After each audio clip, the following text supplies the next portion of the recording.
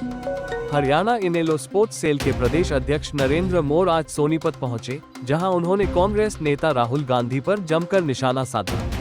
नरेंद्र मोर ने कहा, अगर राहुल गांधी को देश में वोट चोरी की चिंता है, तो उन्हें सिर्फ बयान देने की बजाय ईवीएम का बहिष्कार करना चाहिए। पहले हरियाणा में अपने विधायकों से इस्तीफा दिलाकर चुनाव करवाओ, तभी बात बनेगी। बोलने से कोई समाधान नहीं निकलेगा। उन्होंने आगे कहा कि आज हर वर्ग बीजेपी सरकार से परेशान है। किसान हो, मजदूर हो, युवा हो, रोजगार खत्म है और अपराध लगातार बढ़ रहा है। वहीं मौके पर मौजूद इनेलो नेता सुरेश त्यागी ने भी कांग्रेस पर वोट चोरी के पुराने आरोप दोहराए। उन्होंने कहा, आज राहुल गांधी जिस वोट चोरी की बात कर रहे हैं, पहले अपनी पार्टी के इंदिरा गांधी के समय के कारनामे याद करें। इनेलो नेताओं का कहना है कि जनता अब बदलाव चाहती है और आने वाले चुनावों में इनेलो ही हरियाणा में सरकार बनाएगी। देखें सोनीपत से आदेश त्यागी की यह रिपोर्ट। खेलों का सबसे बड़े जिलों में से एक जिला है हिसार, भिवानी, रोहतक, सोनीपत में तो हब है स्पोर्ट्स के, और सोनीपत उनमें सबसे ऊपर है। सोनीपत की कार्यकारिणी हमारे लिए वैसे भी विशेष है।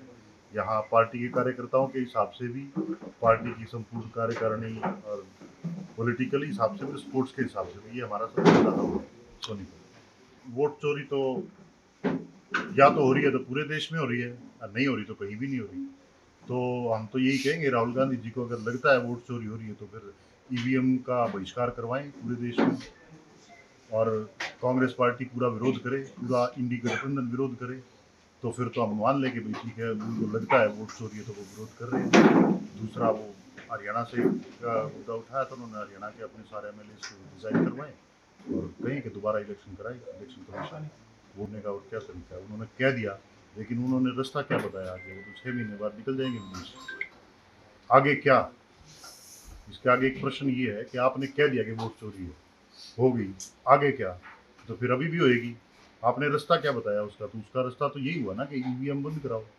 ईवीएम बंद कराओ तो फिर करो ना चौधरी अभय सिंह चौटाला जी की तरह हिम्मत दिखाओ, आप रिजाइन करवाओ अपने एमएलए से और फिर दोबारा मैदान में आओ। इनेलो की चौधरी देवीलाल की नीतियों पे चलने की सदा से रणनीति है। हम जनता के लिए लड़ाई लड़ते हैं, जनता के संघर्ष की लड़ाई लड़ते हैं, लोगों के बीच जाएंगे, लोगों की बातें रखेंगे, लोगों के संघर्ष को हम लड़ेंगे। कांग्रेस का सबसे बड़ा नेता राहुल गांधी ये कहता है वोट चोरी की। ये वोट चोरी की रीत जो गई थी ना जी, ये कांग्रेस ने गिरी थी और राहुल गांधी की दादी ने गिरी थी, राहुल गांधी के पिताजी ने गिरी थी। 1982 में चौधरी देवीलाल 53 एमएलए का प्रस्ताव पास करा के और गवर्नर को देखा जाए शपथ देने के लिए जी। और सबसे बड़ी वोट चोरी 1982 में हुई थी। स्वर्गीय श्रीमती इंदिरा गांधी ने गवर्नर को कह के रात को बजलाल जी को शपथ दिला दी संडे वाले दिन जी। सबसे बड़ी वोट चोरी वो हुई। उसके बाद फिर कांग्रेस ने स्याही चोरी करी थी 2016 में। भूपेंद्र सिंह हरियाणा का जो सबसे बड़ा लीडर कांग्रेस का बनता है, चौधरी भूपेंद्र सिंह हुड्डा ने जयप्रकाश के हाथों स्याही की चोरी करवाई, पैन बदलवाया जी, और सारी वोट चोरी करवाई। और आर के धवन जी, सोनिया गांधी जी ने अपना प्रत्याशी बनाया था और इंडियन नेशनल लोक दल ने बीजेपी को हराने के लिए उसका समर्थन किया था जी। लेकिन उन्होंने, शर्म की बात है कि हमारी पार्टी की वोट भी चोरी करके ले गए भूपेंद्र सिंह हुड्डा जी, और अपनी वोट गिरने से मना कर दिया।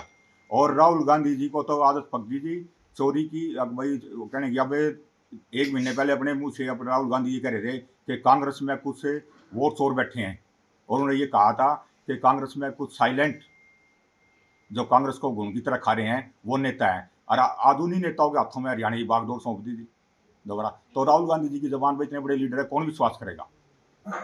ये तो ना बीजेपी भी वोट चोर है जी और कांग्रेस भी वोट चोर है। अब तो हरियाणा में सिर्फ एक ही पार्टी बची है और एक ही लीडर जो 36 बिरादरी के लोगों का भला कर सकता है, चौधरी अभय सिंह चौटाला जी इस प्रदेश के मुख्यमंत्री बने और इन दोनों पार्टियों से इस प्रदेश की जनता को छुटकारा मिले और 36 बिरादरी के लोग खुशहाल अपना जीवन जी।